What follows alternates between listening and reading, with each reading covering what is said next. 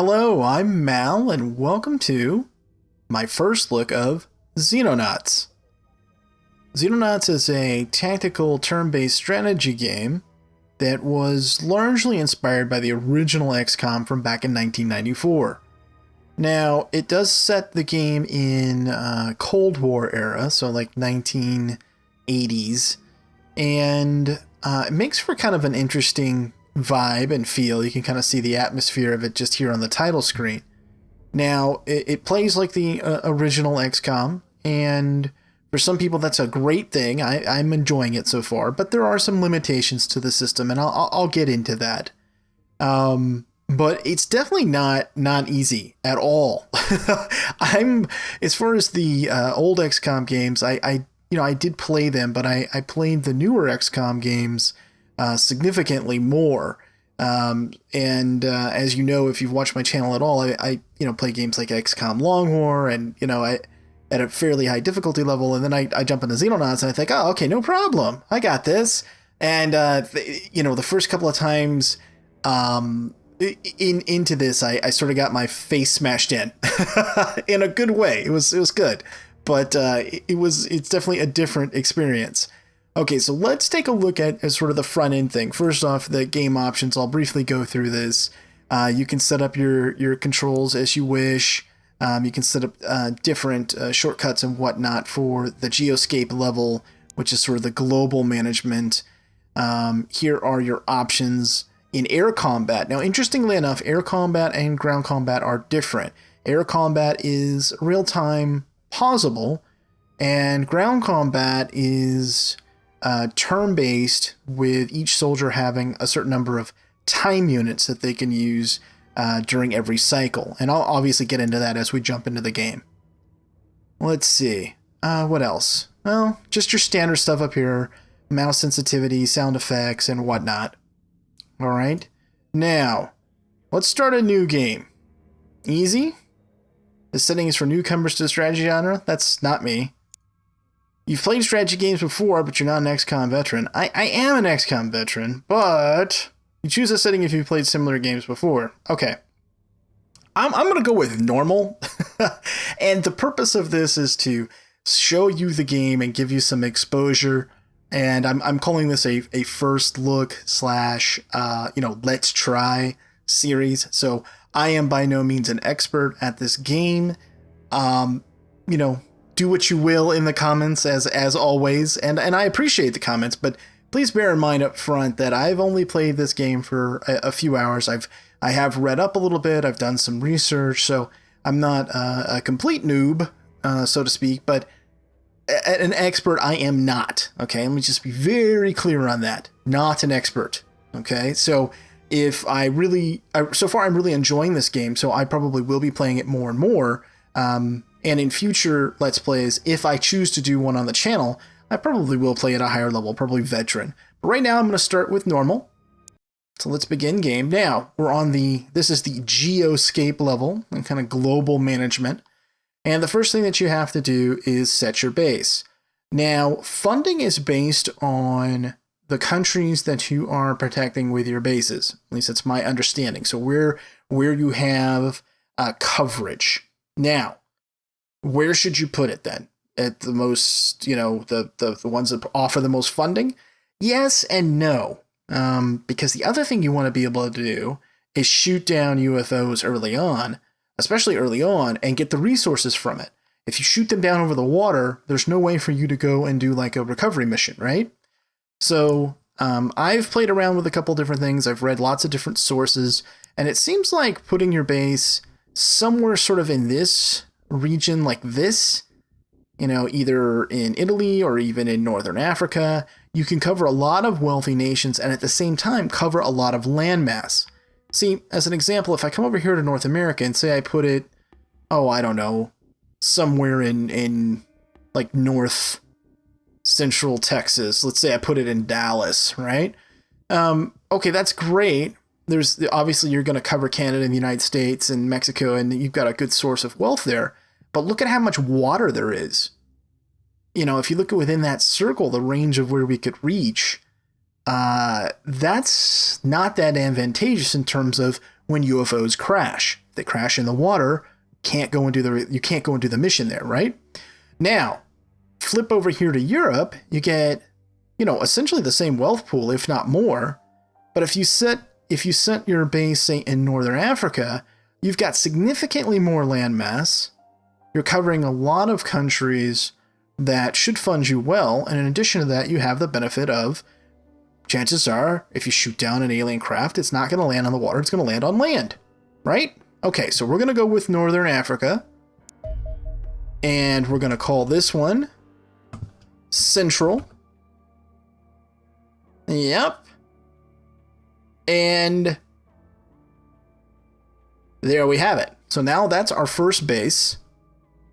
And I say first because you can have more than one. That's one of the big differences between, say, this and the way the new XCOM games work, right? Where you only have one true base. Yes, you put up interceptors and stuff like that over different continents, but you don't have full-blown bases. In this, my understanding is that you can end up having bases wherever. I could put another base in right here, but I'm not going to. All right, now, let's go down here to the base level. What are we going to start with? Well, let's go with the interface first. So, Geoscape level, base level. This is our research tab. Now, you start off researching alien invasion, and all the scientists that you have available, which is 10 at the start, are already working on this. So you can see alien invasion, progress is excellent, and in a little bit of time, we'll have that. Okay, now go over here to workshop. So the wrench and screwdriver symbol. There's nothing for us to build here. You start off with all the ballistic gear that you want, weapons and ammo and whatnot. That's all available. You don't have to build any of that. So this is kind of meaningless until you actually have researched some new technology. All right, now we have the soldier tab. So here's all of the current soldiers that we have and their status. Now, if you see this right here, Charlie 1 status, that means that they're currently assigned to, let me show you here. Where's it at? They're currently assigned to this, which right now is a helicopter, and I guess later on becomes more of like a spacecraft or something like that, or a hover vehicle or something. But this is what they're currently assigned to. If they're assigned to Charlie 1, they're assigned to this assault craft. No vehicles. You can get vehicles in the game, like scout vehicles. I think you can even get armored vehicles, which is kind of interesting. This is the actual soldier layer right here. And you can flip through them all and adjust accordingly. So let's see here. Let me double check here. The storeroom, nothing there. Okay, let's focus in on the soldier tab for a moment. All right, so you can see their rank. Now, it's important to note that these first soldiers that you get have been promoted somewhat. So you have sergeant, you have corporals. When you recruit new soldiers, they start off at private level and have lower stats. So it is sort of imperative to really try to keep these first sets of soldiers alive if you can. And I will stress the if you can part, because again, while I am very new to Xenonauts, I'm a pretty experienced strategy player. And I lost quite a few soldiers in the 3 or 4 different attempts that I tried. And the most recent one, actually, I was doing really well. I had killed 3 aliens already, and then I had cornered 2 of them in their ship. And I was like, oh, I'm gonna win this mission, and no problem. I got this. I had my machine gunner set up. I had an assault guy with a shotgun on the outside of the door, ready to breach the door. And sure enough, I breached the door, and I popped one of the aliens in the face, and bow, he's dead. And I was like, yeah. And then I'm like, okay, no problem. Now I'll just finish off the other one, and I'll just shoot him. The heavy machine gunner guy is right there. He can do it. And he shot a large burst across the front of the alien craft, and he managed to friendly fire 2 of my soldiers and kill them both. So I was my own worst enemy. So those are the kind of situations that I guarantee you will get into in this game, and it does make things interesting. All right, but I digress. Back to soldier management. You want to try to keep these folks alive. That was my whole point. And in terms of their stats, you'll see up here you have time units. That's what this TUS stands for. Their hit points, their overall health, how much damage they can take. Strength, which is important for certain classes, primarily if you want a heavy weapons person or someone that fires rockets or whatnot, then strength is important. ACC, which is accuracy, which is, pretty important for everyone. Reflexes. So I think this is a combination of how quickly you move and whether or not you're going to get hit. I'm a little fuzzy on that, but this is relatively important, I think, for that purpose, for defense. And then BRV, for those of you familiar with XCOM, this would be equivalent to will. And my understanding is that this particular stat raises the least, that this is the most difficult to level up, and certain things have to happen in order for your bravery to increase. If you're awarded a medal or if you resist certain alien influences and whatnot, then your bravery can go up. Otherwise, this is a very slow to move up stat. So it becomes critically important in terms of, how good a soldier is. Bravery is really, really important. And sort of in this order, I guess, bravery, reflexes, and accuracy. These are the three key stats. Hit points and strength are not unimportant, but they're less important. And then time units, what can you do in a given turn? So one of the things that I picked up right away was that if I wanted my assault to be effective, okay, and maybe we should do that. Let's take a look at the quote unquote roles. So an assault by default is someone with a shotgun. You get up in something's face and kablowy, right? Daka daka. Okay. Rifleman would be like someone carrying something like an M16. This is someone that is going to be sort of a mid to short range combatant. Heavy weapons is someone that's going to set up. They're going to probably crouch behind cover. They can provide suppression effects. They can do a lot of damage. But they may or may not be all that quick to get to a location that you want. Sort of your typical heavy weapons role. Sniper. Now, I haven't played far enough into the game to have somebody with, super high accuracy and a better weapon. So I can't really speak to the effectiveness of snipers long term. My guess is that they're actually pretty good. Early on in the game, I haven't found them to be particularly useful, even when you use an aimed shot. Now, I'm sure other people that are more experienced than me will say something different, but I haven't found them to be overly useful. I've actually found them to be less useful than I have in, say, XCOM, which is the best comparison I can make. Assault, however, I have found to be really useful if you have people with the right stats. So this is one of the first things I'm going to look at. I'm going to sort by time units. I'm going to say, okay, who's really fast here? Well, this person is Galinka, 68 time units. Sure. Bravery's a little low. That's not so great. And reflexes aren't that great. But right here, we've got this Nova Berg. Bravery 61, time units 59. Already assigned to heavy weapons. Okay. What about here? Grigori Fallon. Bravery 58, time units 54. And what I'm looking for is someone that is both brave and fast. Someone that can run up quickly, and have enough time units to actually close the distance to something and then shoot it with, like shotgun to the face action.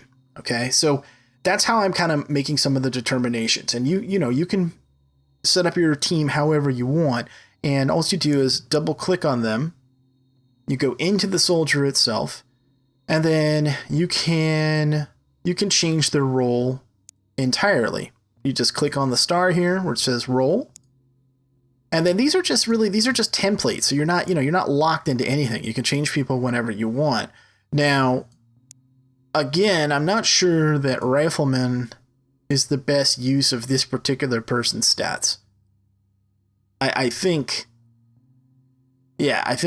this person would be better off as an assault. So we make that switch, and now they have a shotgun. They've got some extra ammo. They've got some grenades. So there you go. There you have it. Now, I'm also going to rename this soldier. Yep. And even though the person's from the Soviet Union, I'm going to do it anyway. Let's see. Paul. Jetpack. Oh yeah, can't do quotes, huh? Alright, then we'll do Paul J.P. Davis. Yeah, not exactly a Russian name, but, that's okay. Now, why am I custom naming Paul? Well, because Paul J.P. Davis, Jetpack, as he's better known to the subscribers on my channel, was actually the person that was kind enough to gift this to me on Steam, and was the reason I was able to bring you this first look. It's a game that I've had on my wish list forever. I just, between time and also money, I wasn't able to get around to getting the game. So thanks to him, I'm able to bring you the game. So it seems only fitting that he should have a soldier in here, and I'll do my best to keep you alive. Though making you an assault, maybe I just won't take you on the mission, JP. That'd be the only way to keep you alive. All right, so you can, let's take a look here at equipment. So you have weapons. Here's all the various weapons, and you can just swap them in and out, whatever you want to do. Doesn't matter. There's no restrictions other than, I think, only if you can actually carry it. If you actually have the ability to carry all the weight. As your kilograms of carried weight go up, your time units will go down. So that's something to bear in mind. But here's all the different things that you can get. I actually like this quite a bit. Something I found very useful right away is that I take someone who, again, has high time movement. So let's see. Right here. Okay, so time units. I need somebody that's brave and fast. Okay. Grigory? I guess he can do it. Or Gregory? I think it's Grigory. Alright, anyway, what we can do here is we can say assign role, change role. We can make him shield. Yeah. No. Not the guys that work with Captain America. His role is shield, which means he carries this around. Right? Okay, good. We're on the same page. So, you only have a pistol and some grenades, but you have this combat shield. So, just like on a SWAT team, this person's sort of like the first up, and then maybe somebody like an assault is behind them with a shotgun, and this guy's sort of like portable defense, right? They make really good scouts if they have high enough mobility. So you get somebody with high time units and good bravery stat, you give them a shield, and all of a sudden you've got a scout with mobile defense. Yeah, and it works pretty well. Okay, well, I don't want to spend too much more time on that. In terms of base construction, you have, see right here, living quarters, 30 of 35. Now, it's important to note that includes everyone, soldiers, engineers, scientists. At first, I was like, why can't I hire more soldiers? Well, because I was messing around and I had gotten more scientists, and so then I didn't have space for soldiers. Now, whether or not it's optimal to increase this right away or not, I really don't know. Again, I'm still learning this. It makes sense to me to expand it, but one thing I do know is that you need a medical center. Yeah, that's sort of a given. So I'm going to pop that down right there. So it's going to take me 10 days to get that. And then I'm also going to go ahead and order another interceptor, a Condor, and get that on the way. And then I'm also going to go ahead and look at who I can hire and get some more soldiers. Now, I suggest that you don't hire any soldier with a stat lower than, 40 is probably about where you want to cut it off. If you want people to be well-rounded. So let's see here. This person's pretty good. Yeah, this person's really good, actually. Okay, I want this person.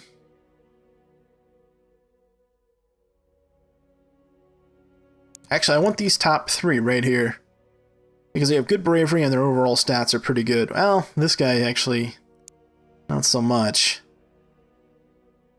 Okay, now let's sort by accuracy. See what else might be worth picking up. This person might make a decent heavy gunner. 60 strength, 57 accuracy.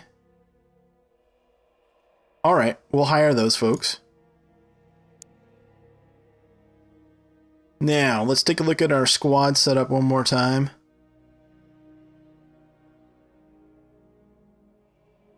And I look at it as kind of like fire teams. So if you can take 8 people, then I've got a rifleman, a shield person, a sniper, an assault, and then an assault, a heavy weapons, a rifleman, and a rifleman. So try to make sure that I've got the ability to put one type in each group. And then the only difference is that one group would have a sniper and one person would have a shield, right? So you'd have two fire teams of 4, so to speak, so that you can kind of move out and flank the aliens. That seems to work pretty well, or at least it does on the early missions. All right, let's go back to the Geoscape. I think we've done everything that we need to do in terms of base management. So I'm going to go ahead right here. You can see right here, this is what controls your time. And you can see the time's going right here. It's September 1st, September 1979. I'm going to speed things up a little bit. You'll see the sort of the Terminator of night crossing over. That's important to note, by the way, because you do not want to engage in a mission at night. Noted there was an abduction here, out in the middle of nowhere. And all these events are happening, and there's really nothing you can do. Okay, so alien invasion. You've probably already noticed we're being invaded, Commander, so I won't state the obvious. Situation is bleak. None of the major powers are able to defend their own airspace, let alone protect the rest of the planet. So, let me take a look here. Go to the research screen. Now, these things are available. I'm going to go ahead and do high-speed interceptor. High-speed interceptor capable of carrying heavy air-to-air missiles, not equipped with the craft cannon. Okay, let's go ahead and research that. Something tells me that's going to come in handy. And then let's go ahead and hire 2 more scientists. Remember, we hired 3 soldiers already, so now our living space is capped out. Let's go back to the Geoscape. See if we can't get some kind of a mission here. Okay, I'll speed it up. Alright, so we got our new aircraft. We got 3 more soldiers.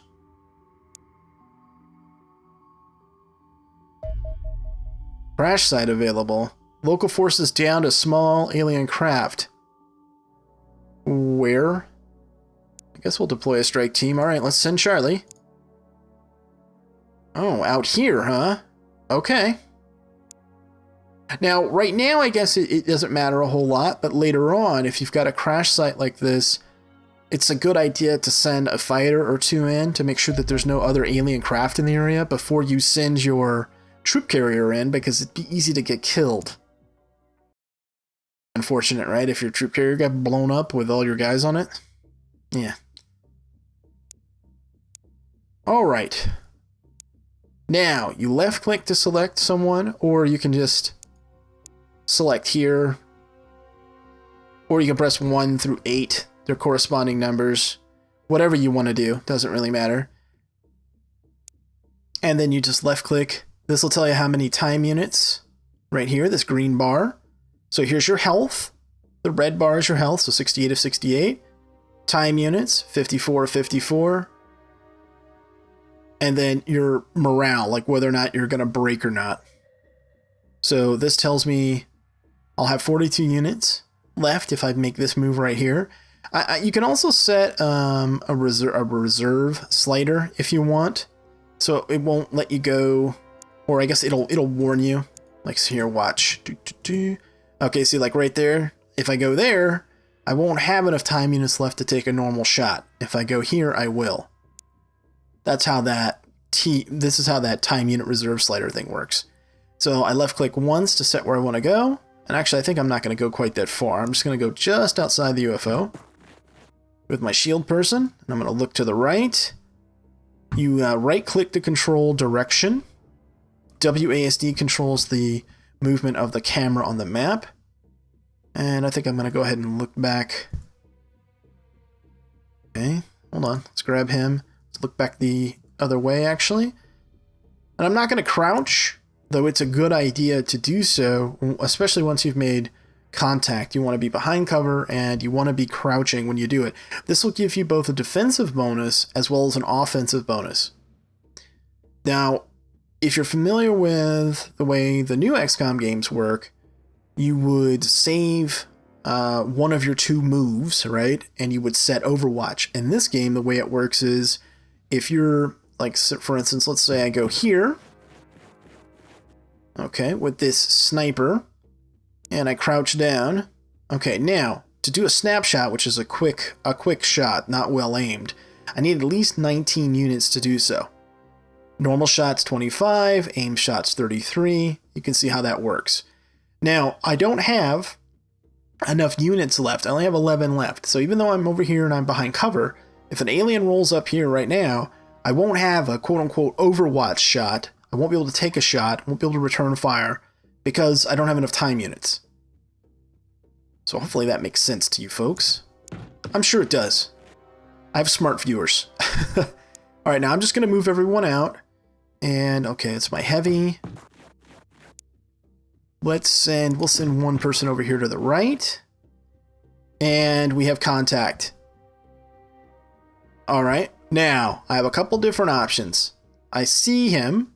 If I right-click, you'll see the crosshair changing with my chance to hit. You'll also see above it the number of time units it costs to do said action. So my best shot would be a 61% chance to hit with that rifle from this distance. But I can't do it because I only have 18 time units, and that shot would require 28. So, since I've made contact, and I'm not ready for said contact, I'm going to go behind this tree, face that direction, and I'm going to crouch. And then I'm going to turn. I've got a few time units left here, so I'm going to move a little bit. I'm going to go ahead and say none on the reserve. Yeah. Okay, and then got some units left here with my assault. I'm going to run over here to this tree line. And my heavy, I'm going to just move right up here behind my shield person, and I'm going to crouch. Okay, bring one of our riflemen out. Now, it's important to note you can't change the camera, so you're locked in this isometric view, and I find myself wanting to shift the camera around and whatnot, and you can't. Or if you can, I certainly haven't been able to. I don't think you can, actually. So that takes some getting used to. But otherwise, the interface is pretty simple, actually. It seems complex at first, and I guess it is complex, it's just not overly complicated. So I hope that makes sense to you.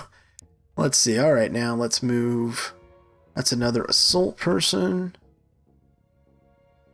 You can go right there, I guess.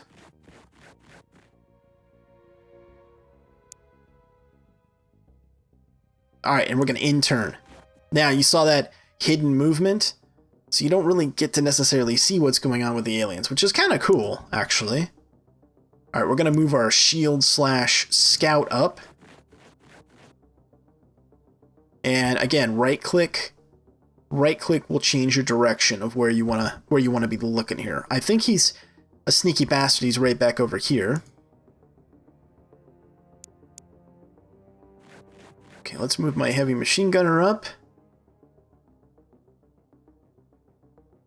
Face that way. Yeah, let's have the shield person crouch. Can move one of the assault people up. And we'll move the other one up over here. Shotguns are really, really great. At least they seem to be. At least in the starting part of the game, if you can close the distance and not get yourself killed. So in that regard, it feels exactly like XCOM. Both new and old. Alright. Why don't you crouch right there, rifleman? Okay, matter of fact, where's... Okay, there's Jetpack. Alright, we gotta try to keep Jetpack alive. The rest of these guys are expendable. No, they're not, but... I really gotta keep Jetpack alive. The Jetpack has to live. Like I said, I should have made him like a sniper or something.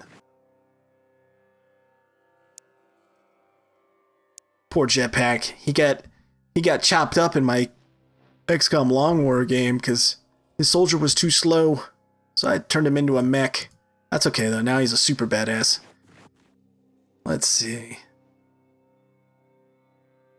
You know what? I think actually, well, shouldn't have come up that far. Whoa! Hello! Okay, we're getting some reaction fire over here. And we killed the guy with reaction fire. So I'm glad I left that one soldier back there. That would have been bad.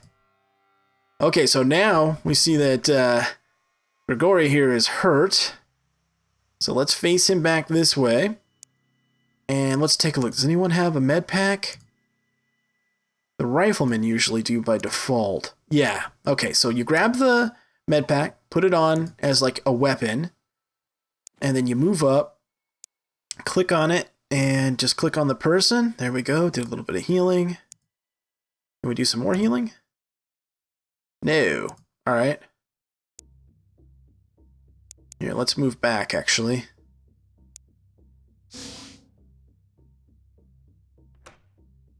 Oh, I heard something. Okay, let's heal some more. Come on. What's the problem? I not have enough time units or something? Or, oh, he's full. Oh, okay. Well then, all right. Let's put our weapon back on then.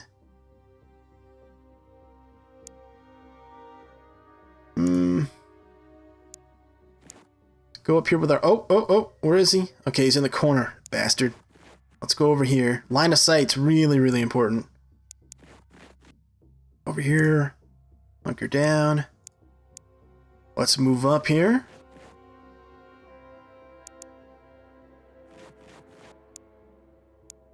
Combat in this game is not quick. It's very deliberate and focused, which I think is pretty cool, actually. Some people, it might not be their cup of tea, but for me, my only frustration is that I'm not that great at the game. But hopefully that'll change over time. You know, somebody said to me, well, you weren't very good at XCOM when you started, were you? And I would argue that I'm still not that great. No, I think I'm a good XCOM player. I'm just not a great one. I want to be a great one. I practice a lot, trying to become a great player. And maybe in time I will. We'll see. Okay, intern. We need to kill this alien. Come on. Where did you go, you sneaky bastard? Go up. Well, let's go here, actually. Oh, he's right there. Oh, you sneaky bastard. Okay. Go back. Okay. All right. Oh, I see you now. I see you. I can take a shot. That's... Hold on. Can I get... Oh, I can. I can get over here and provide cover. All right, let's do that. You do your reaction fire. Whatever. Not afraid of you. Actually, I am a little bit afraid of you, but that's besides the point. Okay, crouch down. 34%. You know what? I think we'll wait, actually. And I can shoot at this guy. No, I can't. Not right now, I can't anyway. It's got 45% chance to be blocked by these barrels or whatever that's on the ground. The nice thing about heavy weapons, or really any burst fire, is that regardless of damage done, you can suppress the target, which is awfully nice. Okay, let's see. Let's move up a little bit here with the assault. Yeah, I can't shoot it. And then actually this right here changes whether or not you can see the elevation of things. So see, you go down and it kind of strips away the rock, but yeah, these things are actually higher up, just to give you an idea of the cover, how the cover works. Okay, let's move up.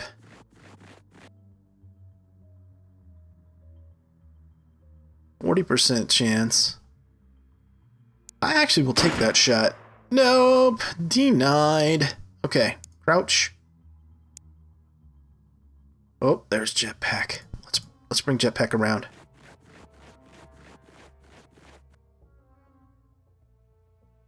Okay. Now, don't kill anyone. Don't kill anyone. That's right. You hit my shield. Haha, reaction fire. Get him. That's right. Ping. Now you're gonna die. Yep. Yep. You're gonna die. Let's see. To here? This ought to be good. Let's go here. And...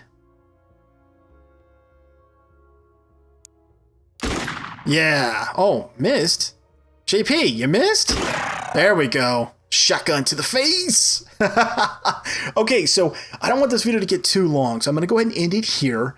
But I'll come back in the next one. We'll finish up this mission and we'll jump into a couple more. And this series is only going to be a handful of episodes just to sort of get familiar with the game and just show you certain aspects of it. This isn't going to be a full playthrough. This is just, again, a first look / let's try. But I hope you've enjoyed this one so far. And if you have, please hit that thumbs up button, you know, especially on the first video of a new series or a new game. It really helps a lot, as do your comments and feedback. I really appreciate that as well. Thank you so much for watching. Until next time, I'm Mal, and I will see you later.